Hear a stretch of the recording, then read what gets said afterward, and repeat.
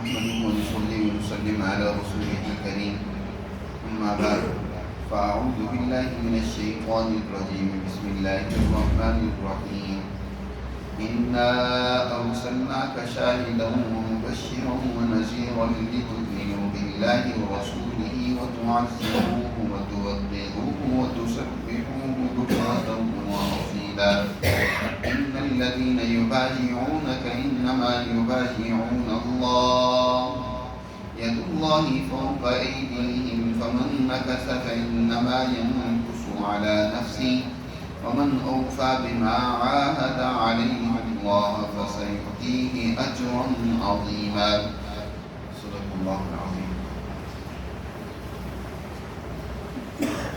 یہ سورہ فتح کے پہلے رکوع کی آخری آیات ہے. اس سورہ مبارکہ میں صلح حدیبیہ کے واقعے کو بنیاد بنا کر اس سے متعلق صلح سے متعلق جو احکامات اللہ سبحانہ و تعالیٰ کے ہیں ان کو تفصیل کے ساتھ بیان کیا گیا. اس سے پہلے اللہ سبحانہ و تعالیٰ نے مسلمان جماعت کو اور مسلمان جماعت کے سربراہ رہنما لیڈر جناب نبی کریم صلی اللہ علیہ وسلم کی ذات گرامی کو جو اپنے انعامات ان پر کی ہیں اس کا ذکر کیا. اور یہاں سے اللہ سبحانہ و تعالیٰ نے نبی کریم صلی اللہ علیہ وسلم کی جو حیثیت ہے اس دنیا میں اس کو واضح کیا اور مسلمان جماعت سے جو ایک عہد اور حلف لی ہے اس کا ذکر. اللہ تعالیٰ ارشاد فرماتے ہیں کہ اے پیغمبر ہم نے آپ کو انا ارسلناک شاہدا شاہد بنا کر مبشر اور نذیر بنا کر دنیا میں مبعوث کیا بھیجا ہے. حضرت مولانا عبید اللہ سندھی رحمۃ اللہ علیہ فرماتے ہیں کہ شاہد کی تفسیر میں کہ حضور کی دو حیثیت ہیں. ایک حیثیت حضور کے استاذ کی کہ آپ معلم ہیں. آپ صلی اللہ علیہ وسلم نے خود اس طرح فرمایا کہ انما بعثت معلما کہ میں دنیا میں انسانیت کو تعلیم دینے کے لیے آیا ہوں, استاد بن کر آیا ہوں انسانیت. اور آپ صلی اللہ علیہ وسلم نے سب سے پہلے جن کو تعلیم دی ہے وہ صحابہ کرام ہیں, وہ سب آپ کے شاگرد ہیں. آپ نے ان کی تربیت کی, ان کو تعلیم دی. تو ایک استاد اپنے شاگردوں کی صلاحیتوں کو سب سے بہتر جانتا ہوتا ہے. اسے پتہ ہوتا ہے کون کس درجے کی صلاحیت کا ہے. اس سے کسی کی کوئی صلاحیت مخفی نہیں ہوتی, چھپی نہیں ہوتی. اور یہی وجہ ہے کہ جب کوئی ذمہ داری دینی ہوتی ہے تو صلاحیت کی بنیاد پر ہی اس کو ذمہ داری دی جاتی ہے. نبی کریم صلی اللہ علیہ وسلم جو ایک حکمران کی بھی حیثیت رکھتی ہے, ایک ریاست کے سربراہ کی بھی حیثیت رکھتی ہے, تو آپ صلی اللہ علیہ وسلم جب امور کو تقسیم کرتے تھے تو انہی صلاحیتوں کو سامنے رکھ کر امور اور ذمہ داریوں کو تقسیم کرتے تھے. کس کو کہاں کا گورنر بنانا ہے, کسے خزانچی بنانا ہے, کسے کون سی ذمہ داری دینی ہے. تو آپ صلی اللہ علیہ وسلم ان تمام صلاحیتوں کو بیان بھی کرتے تھے کئی مرتبہ ضرورت کے تحت, اور آپ صلی اللہ علیہ وسلم اس صلاحیت کے مطابق ہی ذمہ داریاں بھی سونپتے تھے. اور حضور کے بعد کیونکہ حضور کی ذات تک یہ معاملہ نہیں, حضور تو انسانیت کے لیے قیامت تک کے لیے نبی رسول رہنما بن کر تشریف لائیں.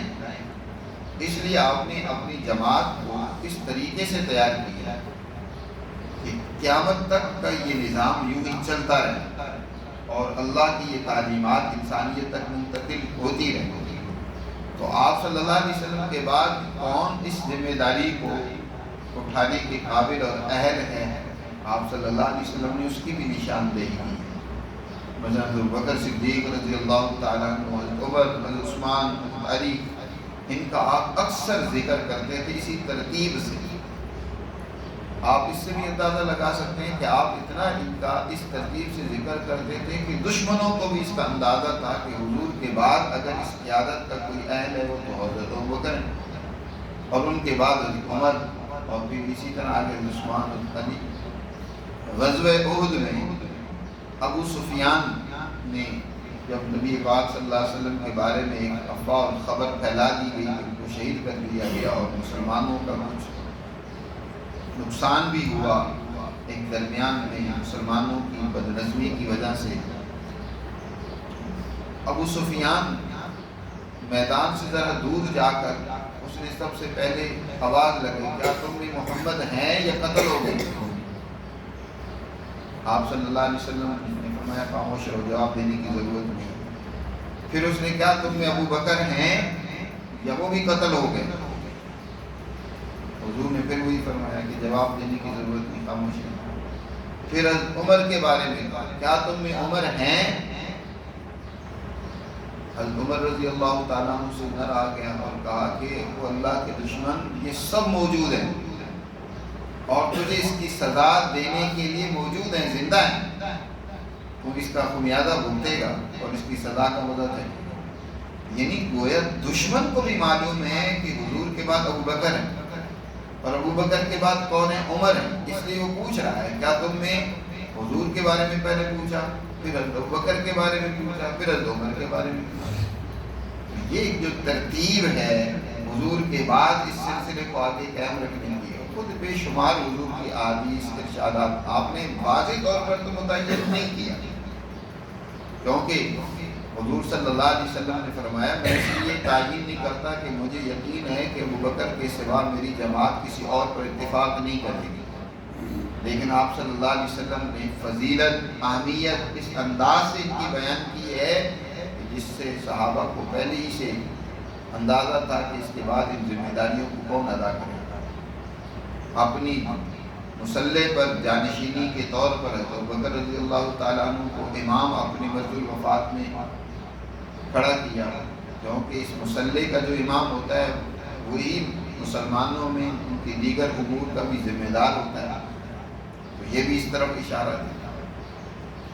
تو آپ صلی اللہ علیہ وسلم کی ایک حیثیت استاذ کی ہے کہ اپنے شاگردوں کی نگرانی کرنی ہے اور ان کی گواہی دیتے ہیں جس میں اس درجے کی صلاحیت ہے، اس میں یہ خوبی موجود ہے، اس میں یہ کمال ہے، یہ اس درجے کی لیاقت رکھتا ہے۔ آپ نگرانی بھی فرمایا کرتے تھے، راتوں کو بھی اٹھ کر آپ صلی اللہ علیہ وسلم اپنی جماعت اور صحابہ کی نگرانی، اپنے شاگردوں کی نگرانی فرمایا کرتے ہیں۔ تو ایک واقعہ مشہور ہے، اکثر بیان بھی کیا جاتا ہے کہ آپ صلی اللہ علیہ وسلم ایک رات گشت کرتے ہوئے تشریف لے گئے حضرت ابوبکر کے مکان کے قریب، بہت قریب جا کر تھوڑی دھیمی دھیمی تہجد میں قرآن پڑھنے کی آواز آ رہی ہے۔ حضرت عمر رضی اللہ تعالیٰ عنہ کے گھر سے بھی دور ہی تھے کہ قرآن پڑھنے کی بلند آواز سے آواز آ رہی ہے، سنائی دیا جا رہا ہے۔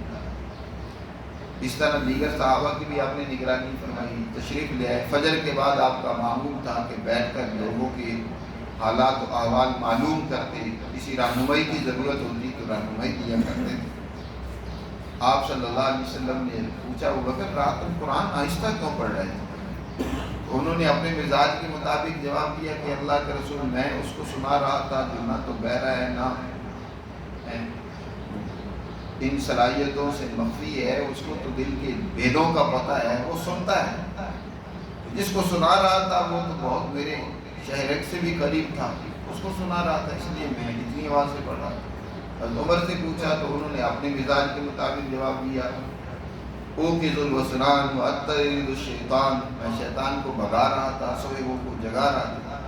تو حضور صلی اللہ علیہ وسلم نگرانی فرما رہے ہیں، دونوں میں اعتدال پیدا کیا۔ بکر کو کہا تم ذرا اونچی آواز سے پڑھا، عمر سے کہا تم ذرا آہستہ آواز سے پڑھا، توازن قائم کرو۔ تو آپ اپنی امت کے اور خاص طور پر اپنی اس جماعت اور شاگردوں کی اس تربیت یافتہ پارٹی کے آپ استاد ہونے کی حیثیت سے شاہد بھی، نگران بھی، اور پھر اس امت کو ساری انسانیت کا آگے نگران بنایا گیا، جیسے قرآن میں دوسری جگہ پر سورہ بقرہ میں فرمایا کنتم شہداء علی الناس، تم لوگوں کے اوپر کیا ہو؟ شاہد ہو، نگران ہو، تم ان کی نگرانی کرو گے انسانیت کی۔ اور وَيَكُونَ الرَّسُولُ عَلَيْكُمْ شَهِيدًا، اور اللہ کے یہ رسول تمہارے نگران ہیں۔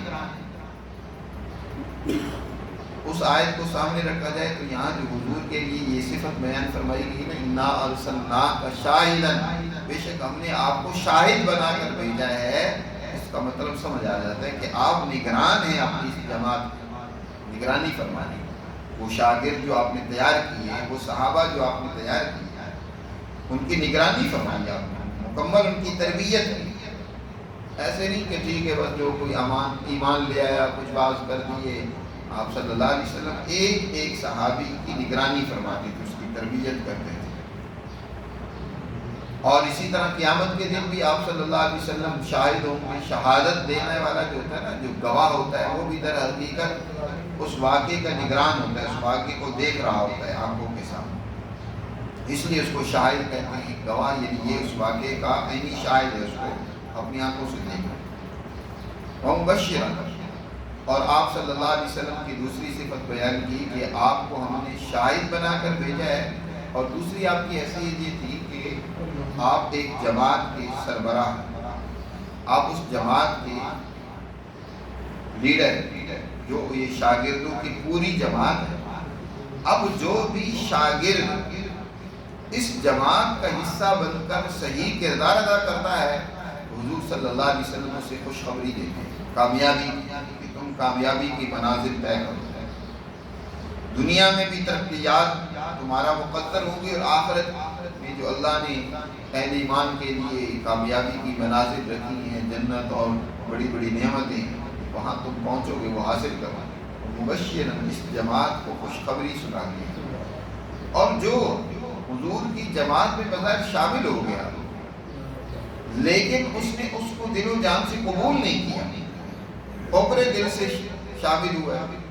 جیسے کہ منافق لوگ حضور کی جماعت میں بظاہر شامل ہیں لیکن دل و جان سے ان کو قبول نہیں کیا، اس کے مطابق اپنے عمل و کردار کو نہیں ڈھالا، ہر موقع پر جان بچانے کی کوشش کرتے ہیں. جیسے اس حدیبیہ کے مقام پر آپ صلی اللہ علیہ وسلم نے اس موقع پر عام لوگوں کو دعوت دی تھی کہ میرے ساتھ عمرے کے لیے چلیں، کیونکہ ڈر اور خطرہ تو تھا کہ قریشی روکیں گے، ان سے جنگ چل رہی ہے. آپ نے مدینہ کے ارد گرد جو دوسرے قبائل تھے جن کے ساتھ معاہدات حضور نے کر رکھے تھے، لیکن بیت اللہ کے احترام اور عزت تو سب کے ہاں تھی. کافر بھی اس کے احترام کرتے تھے، اس کا حج اور عمرہ کیا کرتے تھے. قبیلہ مزینہ، اسلم، غفار، اشجع، یہ بہت سارے قبائل جو آپ صلی اللہ علیہ وسلم کے ساتھ معاہدے کر رکھے تھے، ان سے بھی فرمایا کہ میرے ساتھ تم عمرے کے لیے چلو. مدینہ میں اعلان کروایا کہ تم میرے ساتھ عمرے کے لیے چلو. مقصد یہ تھا کہ جتنی بڑی جماعت ہوگی قریش پر روک پڑے گا اور وہ ہمارے راستے میں رکاوٹ نہیں ڈالیں گے. لیکن آپ صلی اللہ علیہ وسلم کے ساتھ سوائے مخلص صحابہ کے کوئی اور نہیں گیا، باقیوں نے کوئی نہ کوئی عذر کیا. منافق بھی جو تھے، تاکہ منافق بھی نہیں گئے سوائے ایک آدمی، وہ کسی طرح حضور کے ساتھ شامل ہوا. اور راستے میں اور وہاں حدیبیہ میں بھی اس کی منافقت کے واقعات کھل کر سامنے آتے ہیں. جد بن قیس، ایک صحابی رضی اللہ تعالیٰ عنہ کہتے ہیں کہ جب حضور صلی اللہ علیہ وسلم بیعت لے رہے تھے نا صحابہ کرام سے، میدان سے فرار نہ اختیار کرنے پر، ہم میدان چھوڑ کر نہیں جائیں گے، جان دے دیں. یہ جد بن قیس تھا کہ یہ اونٹ اپنی اونٹ کی اونٹ میں پیچھے چپکا جا رہا تھا، چھپا جا رہا تھا کہ مجھے بیعت نہ کرنے پڑے. اور جنہوں نے یہاں اس موقع پر بیعت کی، جیسے کہ اگلی آیت میں آ رہا ہے، کسی نے اس بیعت کی خلاف ورزی نہیں کی سوائے اس منافق جد بن قیس، باقی لوگ نہیں شامل ہوئے. تو آپ جو آپ کی اس مشن میں آپ کا ساتھ نہیں دیتے، آپ ان کے لیے نذیر ہیں، انہیں ڈراتے ہیں، تنبیہ کرتے ہیں کہ بعض آ جاؤ اپنی کرتوتوں سے، وگرنہ اللہ کی گرفت سے بچ نہیں سکیں گے. اور جنہوں نے آپ کی دعوت کو قبول کیا، آپ کی جماعت کا حصہ بنے، ان سخت حالات میں بھی، ظاہر ہے صحابہ جو 1400 آپ کے ساتھ آئے تھے ان کے سامنے بھی وہ ساری صورتحال تھی کہ قریشی کیا کر سکتے ہیں، لیکن حضور کے ارشاد پر وہ نکل کھڑے ہوئے. ایک شوق، جذبہ دیدنی تھا. حدیبیہ کے مقام پر حضور کے ہاتھ پر بیعت کر رہے ہیں موت پر. یہ وہ لوگ ہیں جن کے لیے آپ مبشر ہیں، انہیں خوشخبری دے رہے ہیں کہ یقیناً یہ وہ جماعت ہے جن کی تربیت بہت اونچے درجے کی ہو گئی ہے، لہذا یہ کامیابی کی منازل طے کرتی چلی جائے. تو ہم نے آپ کو شاہد، مبشر اور نذیر بنا کر بھیجا ہے. لِتُؤْمِنُوا بِاللَّهِ وَرَسُولِهِ، تاکہ اے لوگو تم ہم نے حضور کو یہ صفات دے کر بھیجا ہے اس لیے تاکہ تم اللہ پر اور اس کے رسول پر ایمان لے آؤ. اللہ اور اس کے رسول پر, اللہ پر ایمان لے آؤ, اس کی محبت تمہارے دل میں ہو, اس کی عظمت ہو, اس کے احکامات کی تعمیل ہو, اس کے نفاذ کے لیے قربانی کا جذبہ ہو, اللہ پر ایمان لے آؤ, اور حضور کی اتباع ہو, حضور کی عظمت دل میں موجود ہو, حضور کے اوپر ایمان لے آؤ. وَتُعَزِّرُوهُ, اور ان میں سے ہر ایک کی تُعَزِّرُوهُ مدد کرو. تُعَزِّرُوهُ میں پیچھے دونوں کا ذکر ہے, اللہ اور اس کے رسول کا, تو وہ ضمیر بھی ہر ایک کی طرف راجع. بعد نے یہاں اس ضمیر کا مرجع حضور کو اور بعد نے اللہ کو قرار دیا, وہ بھی ٹھیک ہے. صرف اللہ کی نصرت کرو تو اللہ کی نصرت کا مطلب ظاہر ہے کہ اللہ کی دین کی نصرت ہے, اللہ کی مخلوق کی خدمت ہے, اللہ کے احکامات کا نفاذ ہے. اللہ نے جیسے دوسری جگہ فرمایا ان تنصروا اللہ ینصرکم, اگر تم اللہ کی مدد کرو گے اللہ تمہاری مدد کرے گا. نصرت اور تعزروا یہاں جو لفظ ذکر کیا گیا ان دونوں میں مدد کا مفہوم پایا جاتا ہے, لیکن فرق یہ ہے کہ اس میں نصرت کے ساتھ تعظیم بھی ہے کہ تم اس کی نصرت کرو اس کے ساتھ کہ اس کی عظمت بھی تمہارے دل میں موجود ہو, یعنی اس کے احکامات بجا لاؤ, جہاں اس کو ضرورت ہے تمہارے کام کی, تم اس کے ساتھ مل کر اس کام کو سر انجام دو. جی اللہ کے رسول اگر مراد ہے تو اللہ کے رسول کی نصرت کرو, اگر اللہ مراد ہے تو پھر یہ کہ اللہ جو حکم دے رہا ہے اس کو پورا کرو. لیکن میری سمجھ کے مطابق یہ ہے کہ وہ ضمیر دونوں کی طرف, پیچھے دونوں کا ذکر ہے اللہ اور اس کے رسول کا, تو یہ ضمیر کا مرجع بھی دونوں ہے, یعنی اللہ اور اس کے رسول کی کیا کرو, نصرت کرو, اور ان کی عظمت بھی دل میں ہو, کیونکہ دونوں کی عظمت, دونوں کے احکامات کی پیروی لازم اور ضروری ہے. وَتُوَقِّرُوهُ, اور آگے خاص طور پر فرمایا اس کی توقیر, اس کا وقار بلند کرو, اللہ کا وقار بلند کرو. دنیا میں اللہ کے دین کو غالب کرو گے تو اللہ کی شان بلند ہوگی, لوگ پہچانیں گے اللہ کی عظمت. جب اللہ کا دین اس پر عمل ہوتا ہے تو پھر لوگ اللہ کی دین کی طرف بڑھتے چلے جاتے ہیں. جب شیطان اور شیطانی طاقتیں غالب آتی ہیں تو لوگ بیچارے مایوس ہو کر اللہ سے بھی دور ہو جاتے ہیں. یاد رکھیے ہمیشہ خرابیاں جب پیدا ہوتی ہیں دین سے دوری کا سبب وہ حکمران طبقہ بنتا ہے, شیطانی اور طاغوتی نظام بنتا ہے. جتنا انسان دنیا میں مشکلات اور پریشانیوں میں, فساد میں, نفرتوں میں پڑ جاتا ہے, اتنا اللہ سے دور ہو جاتا ہے.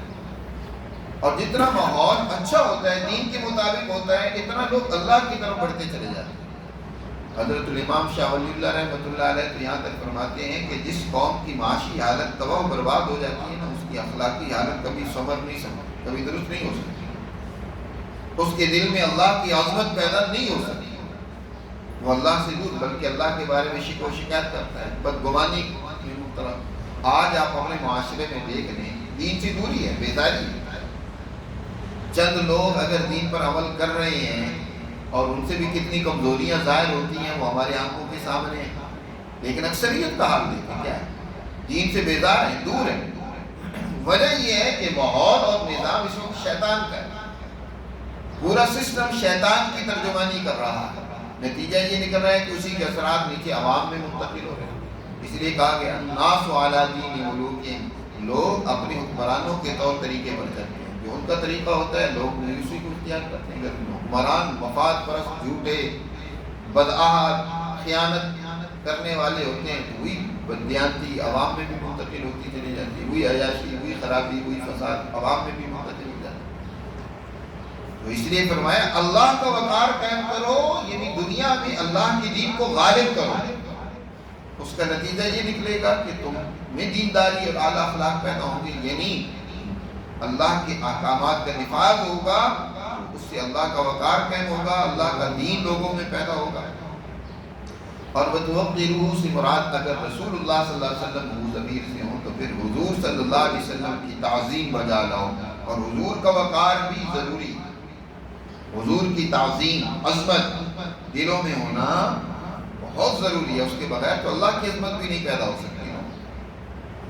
جیسے دوسری جگہ میں فرمایا من یطیع الرسول فقد اطاع اللہ، جس نے رسول کی اطاعت کی اس نے یقیناً اللہ کی اطاعت کی۔ رسول کی اطاعت ہی انسان کو اللہ کی اطاعت کی طرف لے جاتا ہے، رسول کی تعظیم ہی انسان کے دل میں اللہ کی عظمت پیدا کرتی ہے۔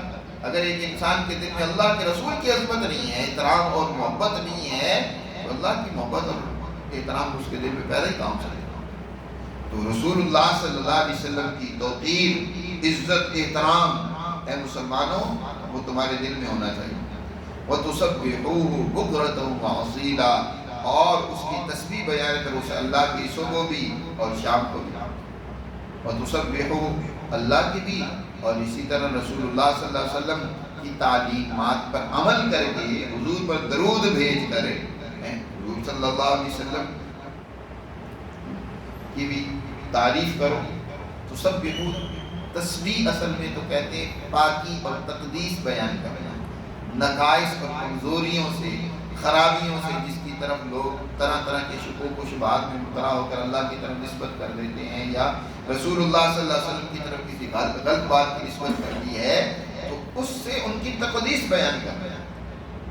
اگر آج دنیا میں دین اسلام کو شدت پسندی کا مذہب بتایا جا رہا ہے، تم اس کی وضاحت کرو کہ نہیں، دین اسلام سے بڑا رحمت والا مذہب دنیا میں نہیں ہے، جو انسانی مسائل کو حل کرنے کے لیے آیا ہے، ان کی مشکلات کو دور کرنے کے لیے آیا ہے، انہیں عزت اور وقار دینے کے لیے آیا ہے، ان کی شان بلند کرنے کے لیے آیا ہے۔ تو غلط نسبتیں جو دین کی طرف، رسول کی طرف، اللہ کی طرف کی جائیں، اس سے ان کی تسبیح اور تقدیس باقی بیان کرو۔ تسبحوہ بکرۃ وأصیلا، اور صبح و شام اس میں تمہیں یعنی ہر وقت اس کے لیے کردار ادا کرنا چاہیے۔ ان الذین یبایعونک انما یبایعون اللہ، بے شک وہ لوگ جو آپ کے ہاتھ پر بیعت کر رہے تھے، بے شک وہ بیعت آپ کے ہاتھ پر بظاہر کر رہے تھے، حقیقت میں اللہ کے ہاتھ پر بیعت کر رہے تھے۔ آپ صلی اللہ علیہ وسلم نے جب عثمان غنی رضی اللہ تعالیٰ عنہ کی شہادت کی افواہ اور خبر پھیلی تو سب صحابہ کو جمع کیا، فرمایا کہ آؤ میرے ہاتھ پر بیعت کرو کہ ہم میدان سے نہیں فرار اختیار کریں گے جب تک عثمان کی شہادت کا بدلہ نہیں ملے، کفار سے انتقام نہیں لیا۔ سب صحابہ نے بڑھ چڑھ کر اس موقع پر بیعت، اس کو آج کی زبان میں حلف کہہ سکتے ہیں، جیسے حلف برداری ہوتی ہے۔ آپ کا بھی جب کوئی حکمران مقرر ہوتا ہے تو وہ حلف اٹھاتا ہے کہ میں اس چیز کا پابند رہوں گا، وہ اللہ کی کتاب پر حلف اٹھاتا ہے، وہ اللہ کو شاہد اور گواہ بنا کر حلف اٹھاتا ہے۔ اب اس کی پاسداری اس پر لازم ہوتی ہے، اور یہ بیعت حضور صلی اللہ علیہ وسلم نے بھی مختلف موقعوں پر صحابہ کرام سے لی، اس لیے اس بیعت کی نسبت سے مختلف نام ہیں۔ بیعت جہاد ہے مثلا یہاں اس موقع پر، جیسے جہاد پر آپ نے بیعت لی، اور بعض اوقات آپ صلی اللہ علیہ وسلم بیعت طریقت جو صوفیاء کے ہاں بھی ہے، اولیاء اللہ کے ہاں جو لوگوں سے بیعت لی جاتی ہے جس کو بیعت طریقت کہا جاتا ہے، وہ بھی آپ صلی اللہ علیہ وسلم نے صحابہ سے لی۔ حضرت عبادہ بن صامت رضی اللہ تعالیٰ عنہ اور اسی طرح ایک اور صحابی رضی اللہ تعالیٰ عنہ فرماتے، بخاری شریف میں روایت ہے کہ ایک موقع پر حضور صحابہ موجود تھے، حضور نے کہا کہ تم میں کوئی اہل کتاب تو نہیں ہے؟ ہم نے کہا کہ نہیں اللہ کے رسول، فرمایا دروازے بند کر دو، اور اس کے بعد فرمایا ہاتھ کھڑے کرو، اور ہاتھ کھڑے کر کے پھر ہم نے فرمایا کہو لا الہ الا اللہ، اللہ کے سوا کوئی معبود نہیں ہے۔ آپ یہ کلمہ دہراتے رہے، اور ہم ہاتھ اٹھا کر گویا کہ اس میں بیعت کے الفاظ آتے ہیں کہ آپ صلی اللہ علیہ وسلم نے ہم سے اس بات کی، اللہ کی توحید اور عظمت ہمارے دلوں میں موجود ہے، اس پر آپ نے ہم سے بیعت لی۔ عورتوں سے بیعت لینے کا واقعہ خود سورہ ممتحنہ میں بھی مذکور ہے، اور اسی طرح بیعت عقبہ، جب بیعت عقبہ، اس کو بیعت عقبہ اس لیے کہا جاتا ہے کہ وہاں بھی آپ نے بیعت لی کہ شرک نہیں کریں گے، بدکاری نہیں کریں گے، جھوٹ نہیں بولیں گے، قتل انسانیت کا ارتکاب نہیں کریں گے، الزام تراشی نہیں کریں گے۔ آج بھی صوفیاء کرام جو بیعت لیتے ہیں نا تو وہ انہی الفاظ کو دہراتے ہیں کہ ہم نماز نہیں چھوڑیں گے، دین اسلام کی تعلیمات پر عمل کریں گے، جھوٹ نہیں بولیں گے، ان چیزوں پر بیعت لی جاتی ہے، اس کو بیعت طریقت کہا جاتا ہے۔ یہ بھی قرآن سے ثابت ہے، احادیث سے، حضور کے اصول سے، سنت سے ثابت ہے، اس لیے اس کی نفی کرنا اور انکار کرنا وہ بھی شدت پسندی کے سوا کچھ نہیں۔ باہر کبھی ایک حلف برداری ہوتی ہے جو مختلف مواقع میں حضور صلی اللہ علیہ وسلم نے صحابہ سے حلف دیا، عہد دیا ہے۔ اس عہد کی پاسداری بہت ضروری ہے، اس لیے قرآن نے آگے کہا کہ جو اللہ کے رسول کے ہاتھ پر یہاں اس حدیبیہ میں بیعت کر رہے تھے، حقیقت میں وہ اللہ سے بیعت کر رہے تھے، یعنی اللہ سے حلف اٹھا رہے تھے۔ حضور صلی اللہ علیہ وسلم نے ہاتھ بڑھایا، صحابہ کو فرمایا تم بھی اپنے ہاتھ آگے بڑھاؤ، اور صحابہ نے ہاتھ دیے، عمر نے ہاتھ حضور کا تھاما ہوا تھا، اور آخر میں حضور صلی اللہ علیہ وسلم نے اپنا دوسرا ہاتھ ان سب ہاتھوں کے اوپر رکھتے فرمایا کہ آج عثمان اگر ہوتے تو وہ بھی اس میں شامل ہوتے، یہ میرا ہاتھ دوسرا عثمان کی طرف سے یہ ترجمانی کر رہا ہے، وہ بھی اس بیعت میں شامل ہے، کیونکہ وہ اللہ اور اس کے رسول کے کام میں گئے ہوئے ہیں، ان کو بھی شامل کیا۔ اور اس بیعت میں جو شریک لوگ تھے ان کی اللہ نے آگے تقویٰ کے بارے میں امتحان کی شہادت دی ہے کہ یہ سب کے سب اعلیٰ درجے کے متقی ہیں۔ آگے تذکرہ آ رہا ہے کہ یہ وہ لوگ ہیں جن کے تقویٰ سے اللہ نے امتحان لے لیا کہ یہ متقین کی جماعت ہے، جن کے اندر تقویٰ دلوں میں گھر کر چکا ہے۔ تو فرمایا یہ اللہ کے ہاتھ پر بیعت کر رہے تھے، اور اللہ کا ہاتھ ان سب کے اوپر تھا۔ فمن نکث، جس نے اس عہد کو توڑ دیا، یاد رکھو اس کا وبال اسی پر ہے، فإنما ينقص على نفسه، اس کی سزا اور وبال اسی کو بھگتنا ہوگا۔ کوئی انسان حلف اٹھائے، اس حلف کی خلاف ورزی کرنا یہ بہت بڑا جرم ہے۔ آج لوگ معاہدات کی کوئی پاسداری نہیں کرتے، معاہدے کو کوئی اہمیت ہی نہیں دی جاتی۔ آج دنیا میں بین الاقوامی سطح پہ دیکھیں کہ معاہدات، طاقتور کا کوئی معاہدہ نہیں ہوتا، طاقتور اپنی مصلحت ضرورت کے تحت معاہدہ کر لیتا ہے، لیکن جب ضرورت پوری ہوتی ہے، مشکل سے جان چھوٹتی ہے، تو پھر وہ اس معاہدے کی خلاف ورزی کر دیتا ہے۔ امریکہ کی بدعہدیاں کھل کر سامنے آ چکی ہیں، کتنی مرتبہ اس نے بدعہدی، ایک طرف جنگ بندی کی بات کرتا ہے، دوسری طرف ان کے لیڈر کو قتل کر دیتا ہے، دوسری طرف بمباری کرتا ہے۔ تو یہ بدعہدی بہت بڑا جرم ہے۔ فرمایا جو یہ بدعہدی کرتا ہے، کوئی بھی عہد کر کے اس کو توڑتا ہے، یاد رکھو فإنما ينقص على نفسه ومن أوفى بما عاهد عليه الله، اور جس نے پورا کیا اس کو جو اس نے اللہ سے عہد کیا، اللہ سے جو عہد کرتا ہے اس عہد کو پورا کرتا ہے، تو یاد رکھو فسوف يؤتيه اجرا عظیما، یقیناً اللہ اسے بہت بڑا اجر عطا فرمائے گا۔ اللہ دنیا میں بھی اجر عطا فرمائے گا، ان کی ترقیات کا راستہ کھلتا چلا جائے گا، وہ کامیاب ہوں گے، ان کی عزت بڑھے گی، اور آخرت کے اندر بھی اللہ انہیں اجر عظیم سے نوازے گا کہ جنت اور جنتوں کی نعمتیں انہیں اللہ تعالیٰ عطا فرمائے گا۔ اس طریقے سے ان آیات مبارکہ میں اللہ سبحانہ و تعالیٰ نے حضور کی ایک عظمت اور شان اور جو مقام ہے اس کو بیان کیا، اور مسلمان جماعت جنہوں نے حضور صلی اللہ علیہ وسلم پر ایمان لا کر حضور کے ہاتھ پر بیعت کر کے در حقیقت اس دین اسلام کی تعلیمات کو دنیا میں غالب اور قائم کرنے کے لیے عزم کیے ہیں، عہد کیے ہیں، اس کی پاسداری کا انہیں حکم دیا ہے کہ اب اس عہد پر اپنی جان بھی قربان کرنی پڑے، پیچھے نہ ہو، گریز نہ کرو، جب تک کوئی جماعت، سچی جماعت اس درجے کی پرعزم نہ ہو جائے کہ ہماری جان بھی جاتی ہے اس مشن کے لیے تو چلی جائے، یاد رکھو اس وقت تک وہ جماعت کامیاب نہیں ہوتی۔ اگر آپ اپنی جان بچانے کی فکر میں لگ جائیں، اپنے مالوں کو، اپنے اقتدار کو بچانے کی فکر میں لگ جائیں، تو یاد رکھو کبھی بھی کامیاب نہیں ہو سکتے، ذلیل ہونا پڑتا ہے، رسوا ہونا پڑتا ہے۔ آج بین الاقوامی تاریخ اٹھا کر دیں، اس وقت جو ہمارے سامنے سنہری ہو ہے اس کو سامنے رکھیں تو ایران، اس نے اپنے آپ کو قائم کیا ہوا، ایک دو بڑی دنیا کی سپر پاور طاقتیں اس پر چڑھ دوڑی ہیں، اور اس پر مزید ظلم یہ کہ آپ کے 57-60 ممالک اسلامی کوئی بھی عملی طور پر ساتھ دینے کے لیے تیار نہیں، بلکہ دشمنوں کا ساتھ دے رہے ہیں، اڈے دے رکھے ہیں ان کو، ان کی سپورٹ کر رہے ہیں، دشمنوں کے ساتھ کھڑے ہیں، لیکن انہوں نے بزدلی نہیں دکھائی، وہ پیچھے نہیں ہٹے، ڈٹ کر کھڑے ہیں، بڑا نقصان ہوا ان کا، لیکن ڈٹ کر کھڑے۔ یہ ہے مسلمان کہ اب تمہاری جان جاتی ہے تو پرواہ نہ کرو، قائم ہو جاؤ، پھر اللہ تمہیں عزت سے نوازے گا، اجر عظیم دے گا۔